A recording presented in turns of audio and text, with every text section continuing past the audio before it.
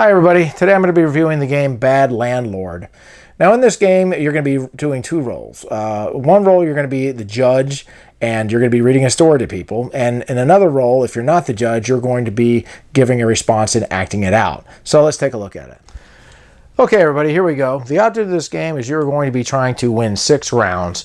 And the way you're going to be winning rounds in this game is you're going to be trying to act out for the judge a response and hoping that the judge will pick your response because he likes it the best. So you've got two different cards. You've got the cards here that have different stories from real landlords. Some of these are true, some of these are close to true, but here's a perfect example. Been hearing strange sounds from the attic. Yesterday she noticed someone staring at her through the vents on her ceiling. Apparently her old boyfriend snuck up there and is living up there.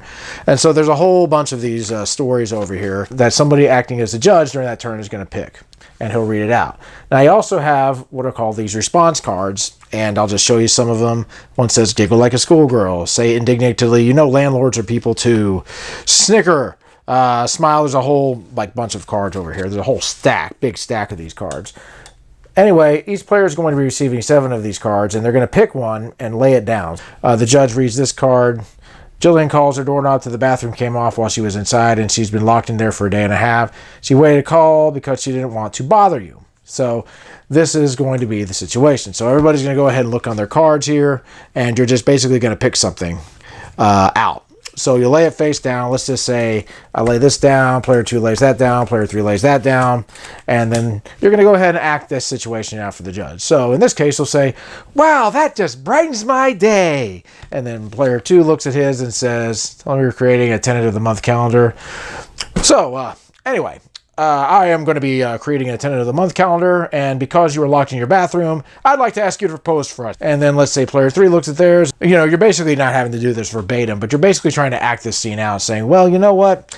I feel you, man, you know, and I really would just like to write a memoir with you or something about our experience together. And you'll go ahead and lay them face up. And then the judge is essentially going to choose which response he likes best. So let's just say he says, player 3, you're hilarious. I'm going to go ahead and choose you. So player 3 will go ahead and win, and then this card will go over, and then the next player to the left is going to go ahead and pick out the next card, and they're going to go ahead and read it. And each player will go ahead and draw 1 new red card until each player has 7.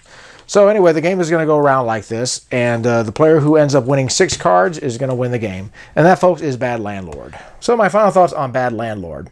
Well, Bad Landlord reminds me a lot of Apples to Apples. That's one of my favorite games to play. One thing I love about Apples to Apples is I love trying to convince the judge that I am the right answer that needs to be picked, no matter how ridiculous it may be.